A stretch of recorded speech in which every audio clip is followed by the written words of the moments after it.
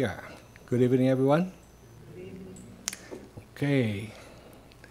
So tonight we're going to be talking about then this spiritual intelligence. And before we dive into it, just like to clarify some of the goals for tonight. We really trying to do here is draw your attention to this side, which is our most important side, which is our spiritual life and our spirit per se. And I know, I say, well, that's no new news to me, but how much time and how much we've been focused on working on our spirit. So hopefully for tonight, what we're going to take away from this is, okay, I will be more careful about how much time I've been spending, how much importance I've been attributing to my spiritual life, which is the purpose of all of us here. I understand we are all here to work on our spirit. Okay, who are your spiritual heroes? So I'd like to start by posing that question to all of you. We all, of course, are able to nominate some people that we would consider as being a spiritual hero in the sense, higher level, somebody that perhaps represent what we would like to be, or perhaps represent the direction we want to go. So, of course, we always start with Jesus Christ. Cannot start any other way.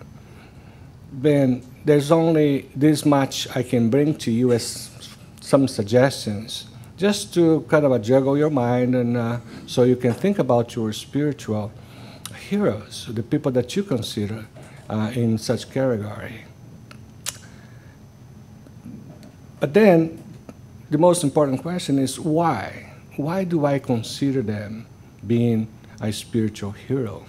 Because that's what we need to know to be very specific as to what we want to focus on.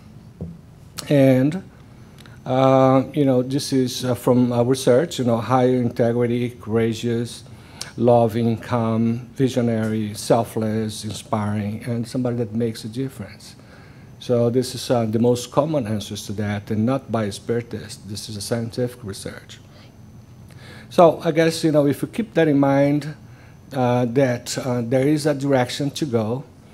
There is this light that is illuminating, our pathways that sometimes, we don't see. Okay, the age of consciousness. I was very happy when I saw this figure there, this photo, whatever you call it, and because it's interesting that we start, it suggests that we started, that way, and come to a point where we're looking for enlightenment. In this case, it's already there, enlightenment, enlightened. Somebody that found a major quantum leap between where we used to be versus where we are now. And Bezerra de Menezes, in this book here, The Attitudes of Love, 2007, he, he suggested that we have, and we are in the third phase of 70 years of the doctrine, the Spiritist doctrine, which coincides with science saying that we have reached this age of consciousness. And he cites the launching as the first phase, was really when everything started with the Spiritist books, and it had to be accepted. And then the next phase, once they had been accepted, was dissemination. So take it to the rest of the world, let's be the disciples and be the apostles of of the spirits and Christ, and let's share the good news all the way to the maturity of the Spiritist ideas. That's where we are now. And we're going to understand better what that means tonight, hopefully. Still talking about the age of consciousness, we definitely see today more and more people than ever entering this new age, in an age of knowing, an age of awareness, and more people searching for meaning, for purpose, and connection in their lives.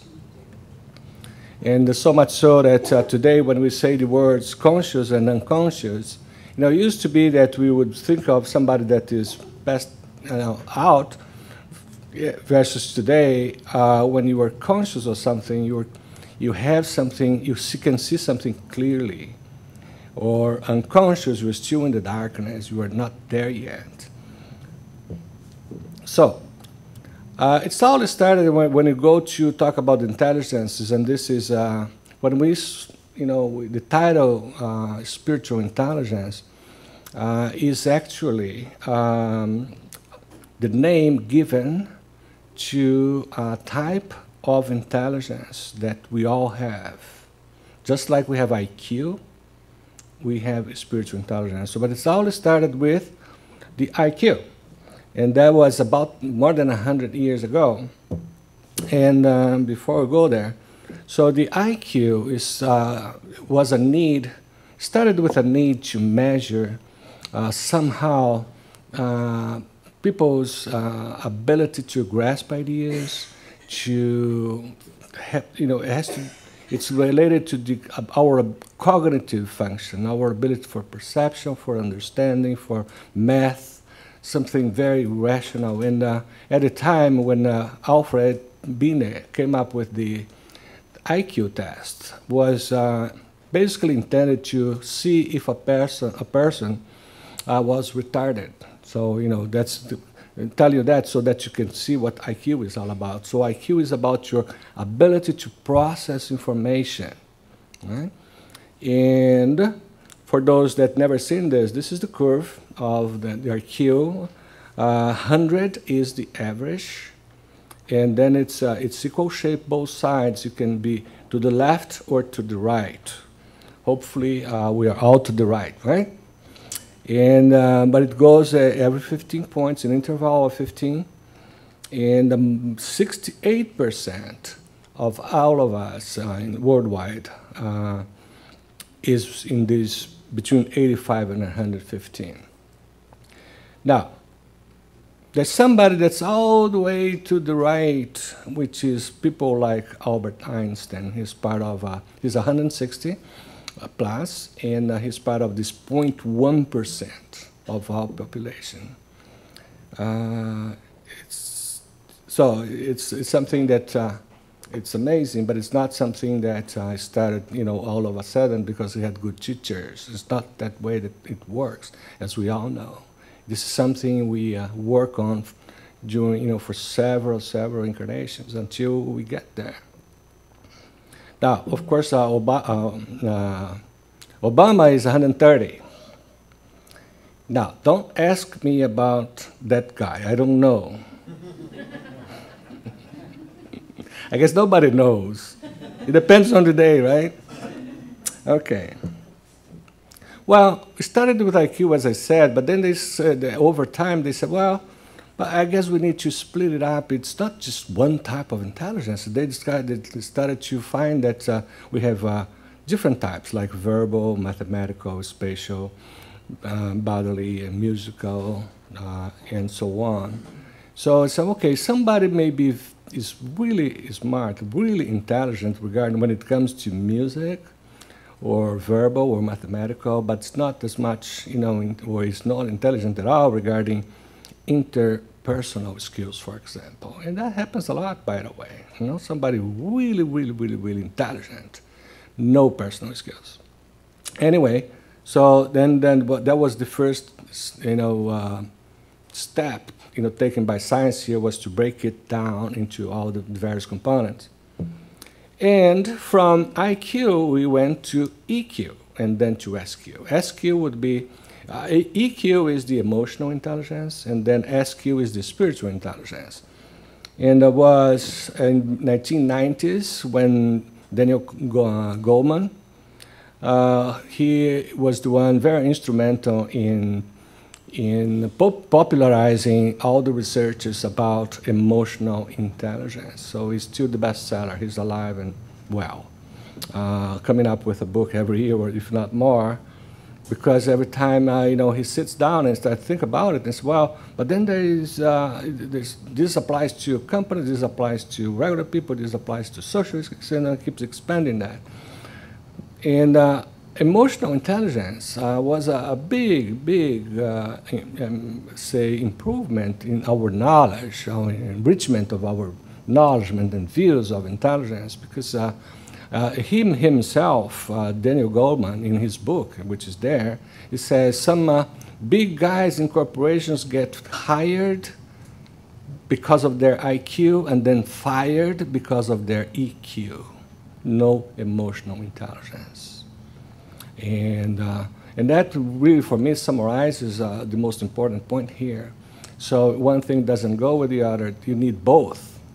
You need to be intelligent as far as your capability, your cognitive capabilities, and then you need to develop your emotional capabilities.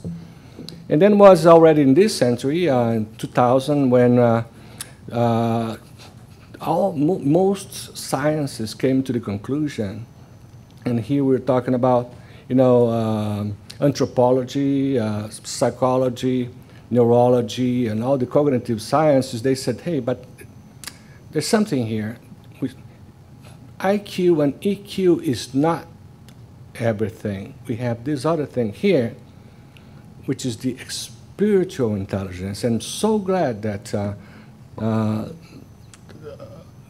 they gave the name of spiritual intelligence, because that goes right into the things that we understand the most, our mind, our somebody that exceeds our body, our brains. And so it becomes the most fundamental intelligence, the type of intelligence used to develop our capacity for meaning, vision, and value. So the emotional intelligence will deal with your emotions, and you have to be good at dealing with your emotions.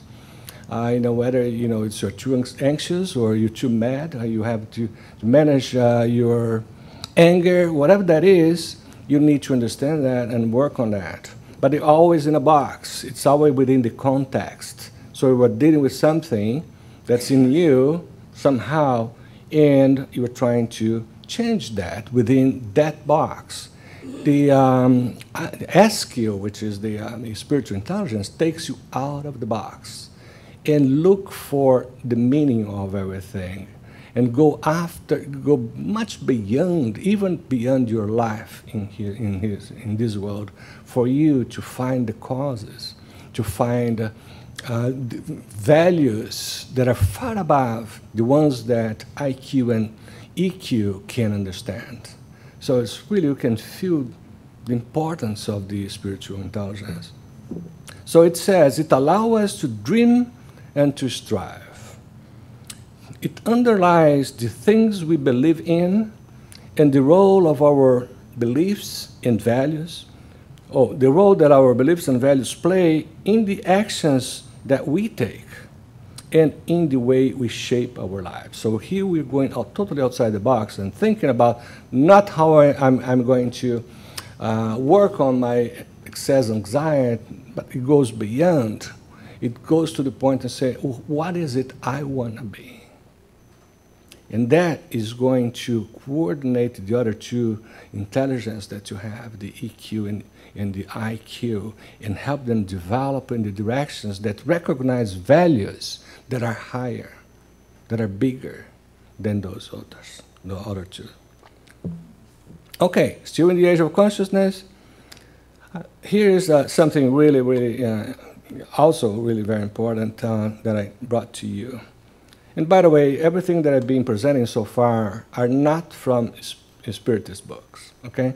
That we know, we are trying to bring to you up until a point here, the view of the science, which is, so science also believes in that. Yes, not every scientist, but there's enough research and there's enough scientists that have gotten there and say, whoa, we need to pay attention to something that's beyond us as humans, as as bodies.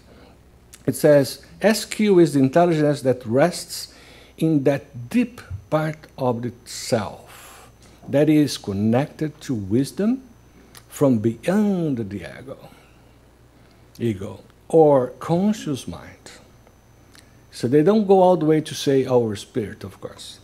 It is the intelligence with which we not only recognize existing values, but with which we creatively discover new values. Right. Okay. This lady here, Cindy Wigglesworth, she had this beautiful definition. By the way, from what it seems, is the bestseller. There are 3 or 5 bestsellers in this area, and this is one of them. She says, spiritual intelligence is the ability to behave with wisdom and compassion while maintaining an inner and outer peace, regardless of the situation. Okay, so let's spend 1 minute in there and say, behave with wisdom.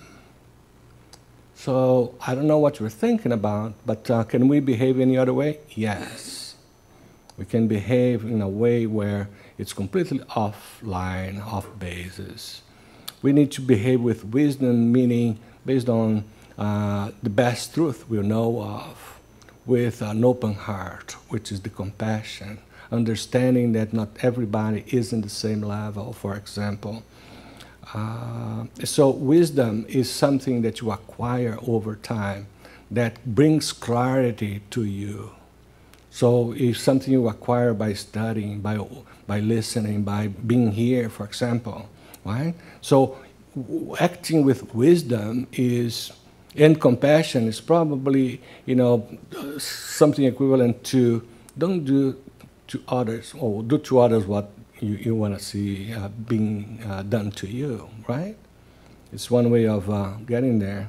While maintaining inner and outer peace, which is, there's a name for that that's called equanimity.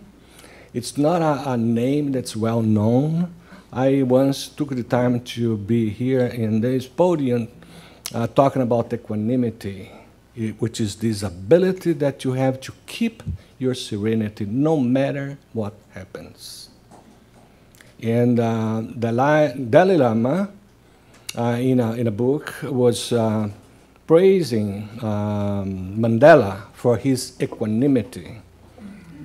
And he was citing the example that, this is Dalai Lama saying, I was absolutely amazed to see what Mandela did. He spent 27 years in a prison for at least we can't see a big reason for him to have been there, just because he was fighting for equality.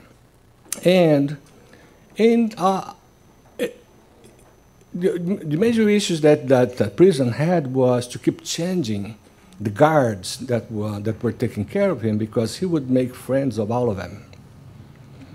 And he would not lose his temper. He would just go through it and live with that, and waiting, and with hope, and with this perhaps faith that was not going to be there forever, and he was going to be able to come out of there and do what he was supposed to do, which he did. And in his inaugural dinner with, when he was elected president of South Africa, he invited all those guards to sit on the table with him. So that's equanimity. Okay. So here's kind of a summing up the multiple intelligence. You have yourself in the center of all this. Without you, there's no intelligence, right?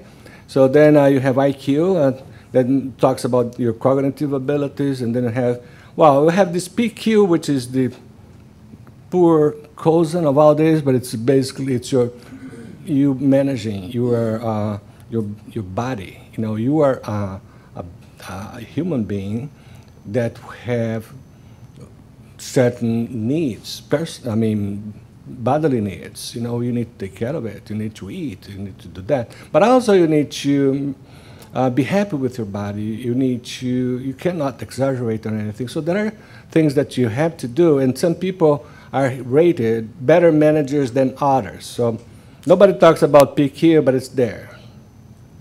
Then you have EQ, emotional, and then you have the SQ. So you are surrounded by those four.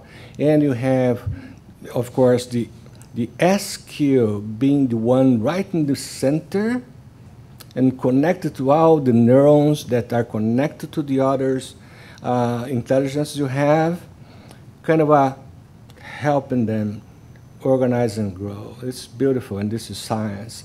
And you probably have seen in magazines or other places, they can show you, just for educational purposes, your brain in several different ways, left and right, and then the trino, which is, the three different parts of your brain. So they can, and then some others go on to say, well, your hearing is here, your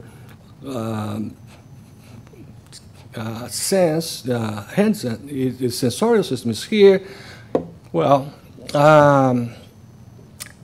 then they can do this as well. They can kind of say, well, here's the part of the brain which is right in the middle where SQ is processed.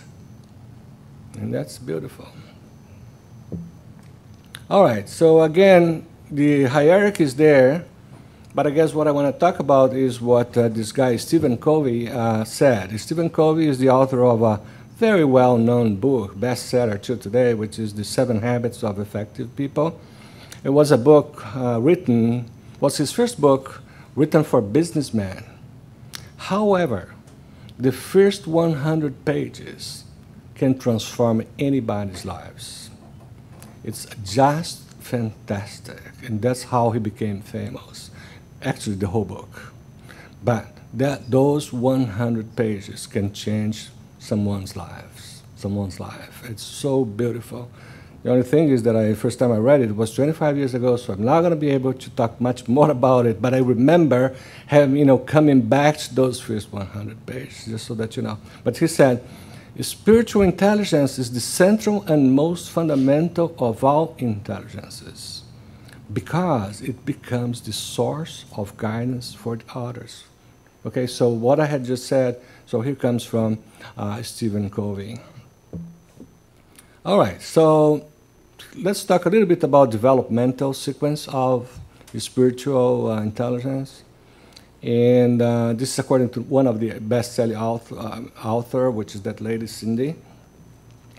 Which, when I was looking at this, reminded me a lot about something that Umberto Fabre has been publicizing a lot, lately. I don't know if you were here, I guess last Sunday or the Sunday before, when we had these 4 buttons going from self-knowledge to, how do you say that, free will, and then the 2 here being influenced by those 2. So then, but then I look at here and I say, okay, we have to look, when we're talking about the developmental steps, we have 4 quadrants. The first one, which is about self-awareness. That will influence the next one here to the right, which is universal awareness. So you go from your understanding yourself to understanding the universal truth and the universal awareness. And then this is going to influence down to your self-mastery. So once you know yourself, once you are aware, not exactly know yourself, that's a big task, but you raise your awareness level, and then you are ready to go and work on your self-mastery, which means working hard on your transformation and understanding all that. Of course, this is going to go all the way then to the right, because you are not alone, and then you expand that to do the same regarding the rest of the world, the rest of us. In some keywords here, of course, we don't have a whole lot of time, but in the self-awareness, we're talking about self-awareness of our own worldview. So how do you see the world? Do you want to know that? Do you see? Have you ever stopped to think about how do you see the world? Or you just take the world as according to the majority, okay? And then, you can make a decision for yourself and just say, well, this is what everybody's saying. And what about awareness of our life purpose? So we have to be aware of what the purpose of life is. But when I say awareness, is you don't have many more questions about the life, the purpose of life. You have to grasp at that. So you intuitively now, at this point, understand that, right? For example, for the Spiritists, we are here to develop and work on our spirit, right? Okay.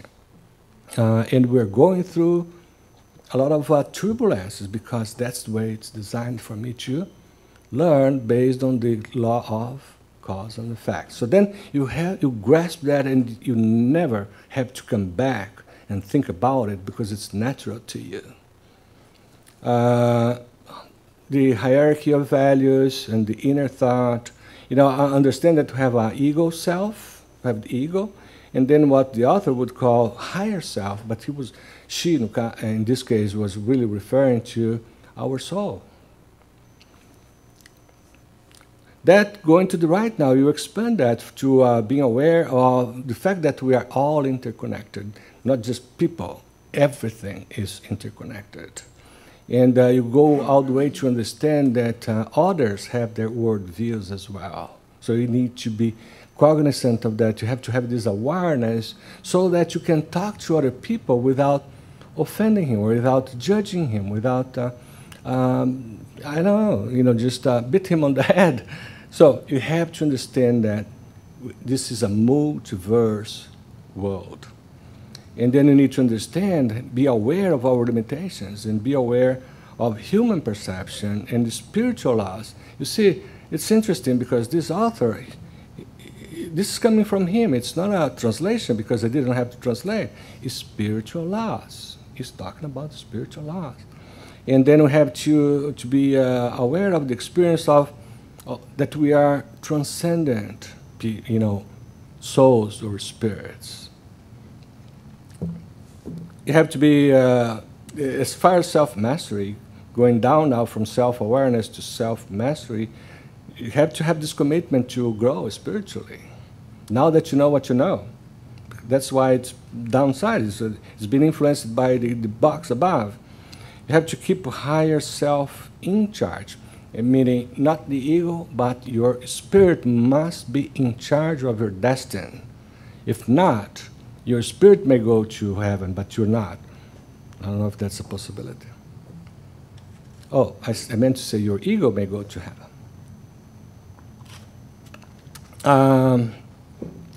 Living your purpose and values. You're not living somebody else's life. You're living your own life. Sustained faith. With no faith, no deal. Because then you don't believe in anything. Nothing is possible. The future is yet to be worked, tailored to our benefit. And no faith, no deal. You're not going to go. And seeking guidance from the higher spirits. Yeah, that comes down to that interconnectedness. And then we need to be wise and effective teacher, because you're not alone. Again, everything starts in your family sometimes, or most of the times, if not all the times. Wise and effective change agent. Yeah, we have to share. We have to do the best we can to our neighbor. We've got to make compassionate and wise decisions.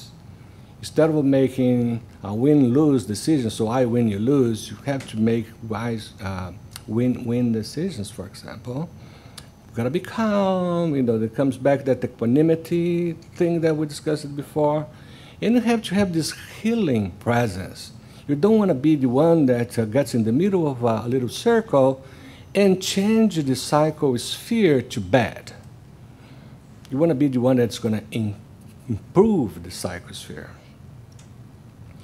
And you've got to be aligned with the flow of life, right? Okay. Good. SQ is something we developed, so we've been talking, not so much so far, but remember, we have to work on the development of this thing called intelligence, spiritual intelligence.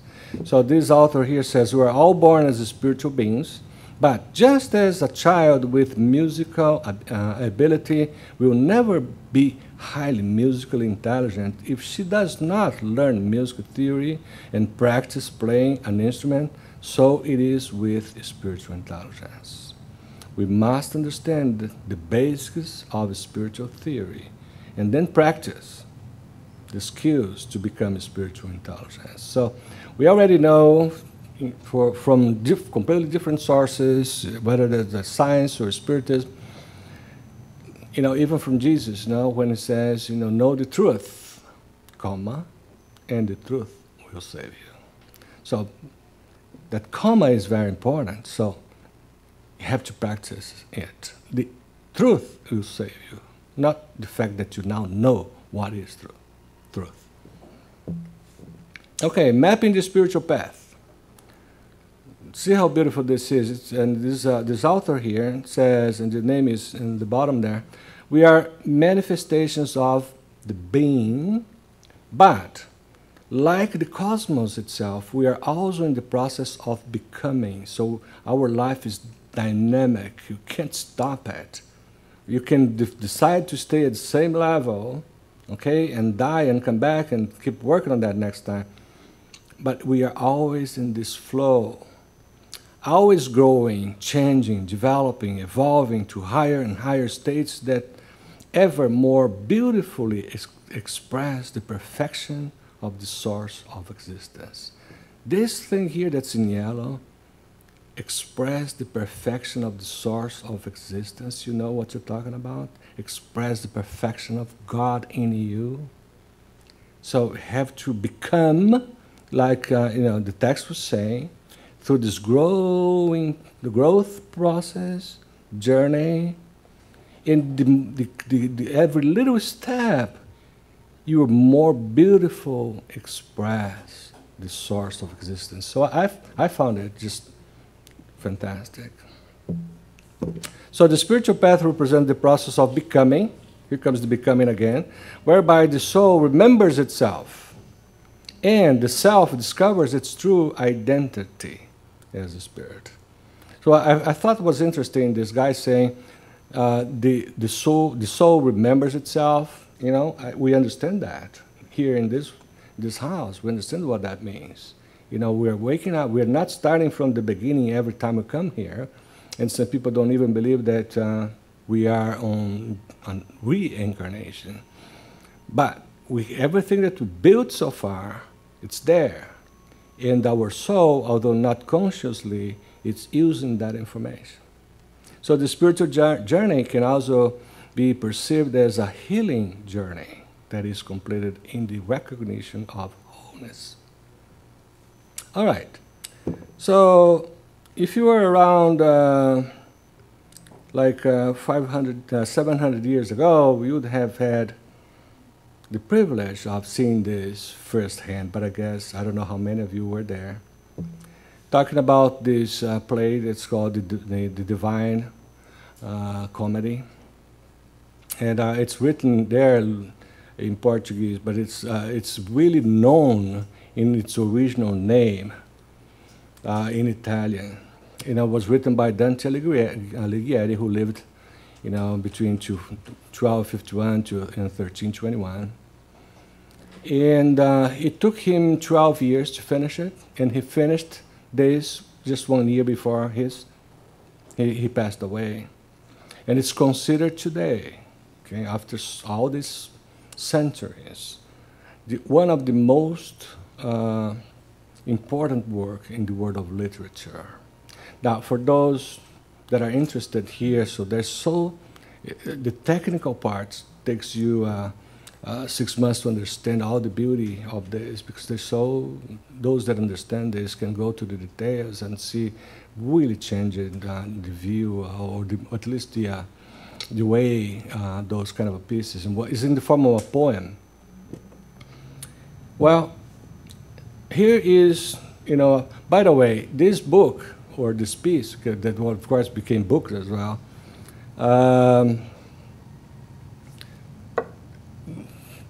motivated some huge names in art to paint the passages that we're going to be talking about here. So if you go to Google, you're going to find a ton of, very fine art representing the passages that's in this book here. And this is one of them. This is a hymn at the entrance of that city, right?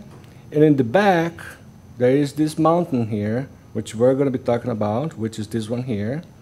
And the whole thing, remember we are in year 1300.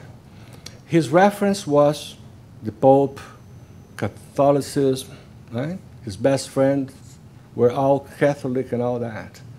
And he wrote something that for those people, and still today, is something that has to do with, somehow Catholicism.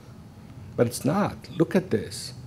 That mountain symbolizes the progress of life from, okay, here we go. Inferno, it's because it's it's close to the word in Italian, and, they keep those names. Go to the purgatory, and then to paradise. It starts from the bottom, like we were all in hell. Or here, we can understand that we started in the primitive world, where it's not hell, was the way we were going to learn the basics. We only had instincts at the time. And then you grow all the way to paradise. And of course, this is a spiritual journey written in 1300, well before Kardec. Well before Kardec. And it's just wonderful, just reading about it. I'm not going to read it because I'm not even prepared for that, but just reading about it makes you move. And then, of course, the hell, you see those curls in there, they call veranda, is all the things that you have to work on for you to get to paradise. And those things are, starting from the bottom, the worst place closest to hell. This is a place when his friend got him from hell, rescued him from hell, and took him to the next up level, which was the 9th level, and that was treacherous, which is the people that were there because of betrayals.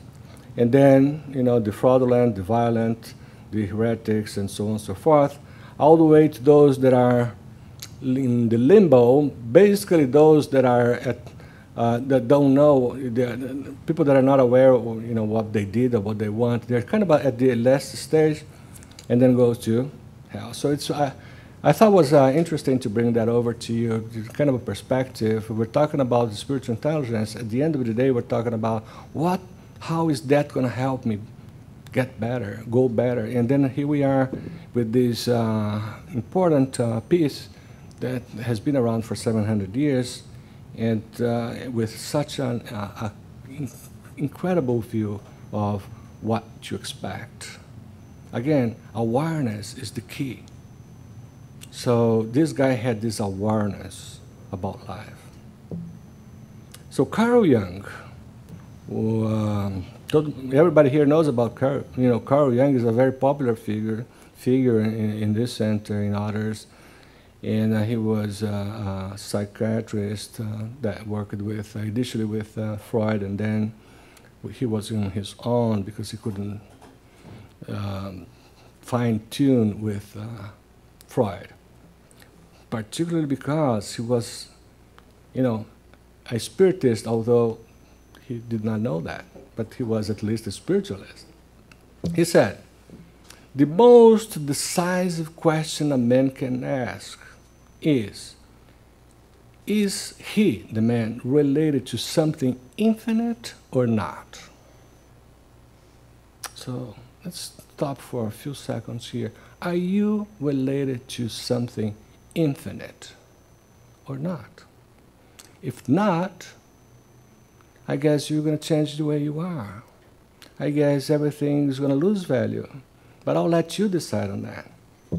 And he goes on and say, only if we know what truly matters is the infinite can we avoid fixing our interests upon futilities and upon all kinds of goals which are not of real importance. So, of course, you can remember Jesus talking about that we need treasures where we're going to find them in eternity, right? And he goes on and say, the more a man says, the more a man stress on false possessions, and the less sensitivity he has for what is essential, the less satisfying he's going to be in his life. So the more you bet on possessions and less on what is essential, less satisfied you're going to be.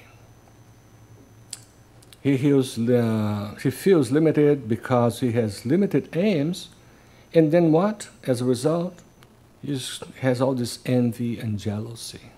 So envy and jealousy is defined right there by Jung, right? So you don't know what's essential, and then you see somebody with a brand new car, and they say, "Oh my God, how come I don't?" I'm sure he robbed that. Okay. If we understand and feel that here in this life, we already have a link with the infinite, desires and attitudes change. I think it's very easy to agree with that. If you think your real place is up there, not someplace, not in this world, I mean this material world, it's in the world of God, but not in this particular material world, then what are you going to be interested in? Buying a ticket, right? To get there. Okay. So that leads us to the 12 principles of the spiritual intelligence. I'm going to go real quick here. The first one is self-awareness, knowing what I believe and value that. And what deeply motivates me. So you have to have this self-awareness. In other words, if you're not awake, you won't feel it, you won't see it, you won't test it, you won't trust it, whatever. Only when you are awake, say, wow, yeah, I need to do such and such thing. Spontaneity, living in being responsive to the moment. Be here and now. So, being vision and value led, acting from principles and deep beliefs and living accordingly. See, those are deep kind of a thing, deep stuff. You know, being vision and value led. Are we vision and led value? First we have to say, well, what is my vision? Maybe I should revisit it. Where did I put it? Can't remember. Well, find it. And then be vision-led. Same thing with value. Holism, seeing the larger picture. See where you are in the larger picture. Compassion, having the quality of feeling with and deep empathy. Celebration of diversity. Valuing other people for their differences, despite whoever you think they are. So we're talking about the characteristics here, in a sense of these, the things that if you want to measure. If this was a SQ test, let's say those would be the questions that you're going to be measured upon. Field independence. So standing against the crowd and having one's own convictions. So gotta have your own view of the world. You've got to know who you are, where you are going to go from here, regardless of where your group or what your group is telling you. because we know, particularly in a certain age, we do whatever it takes to fit in the group we want to be at, belong to. So here is what Carl Jung defined as individuation, being yourself. Humility, having the sense of being a player in the larger drama of one's true place in the world. Yeah. So of course the opposite of that is being arrogant, where there's you and then the rest. No, humility is I'm just one of them, or one of you. Tendency to ask some fundamental questions, like why? Why am I here? What am I supposed to do? Ability to reframe, standing back from a situation or problem and seeing the bigger picture or wider context. Reframe is in the sense of you're putting the same situation in different words and then make sense out of that, right? And that really works. Positive use of diversity and a sense of vocation, feeling called upon to serve, to give something back, right? So that reminds us of the charity that we are all supposed to do. Okay. All right. Talking about something very important, and then we're going to finish it again. It's the crossroads. Some of us, not in this room, but all the other 7 billion people may get to, which is, this crossroads we're going to talk about. But before I get there, the important truth, we must want to be healed. We must want to be healed.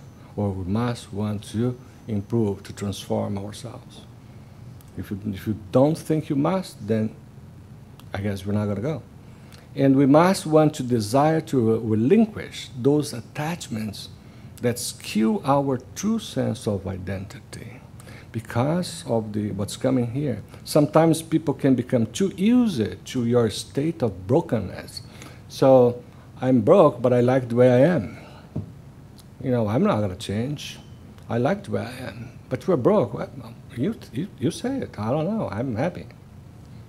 Well, here comes then the crossroad. A place at which we sense we can be healed and move into a whole new way of being. The question is, are we willing to embrace such healing and move on? Are we willing to surrender the identity that we have created out of our wounds and deficiencies? All right, so many people are exactly at that crossroad. Right? Some people don't believe in God because if He does, you have to change. It's not like that tax collector that was on top of the tree waiting for Jesus, and he wanted to change. He said, hey, this crossroad is no good at all. I need to make a move here. And this is what it is. So those that you know, or if you know anybody that's in the crossroad, try to get him to say, well, there are reasons for you to be either to take this one here or that one here. Crossroads not going to save you. Transformation decision. We should want to choose, awake and face our challenges and opportunities, or turn to the side, pull the blanket, close the eyes, and continue in the darkness of our unconsciousness.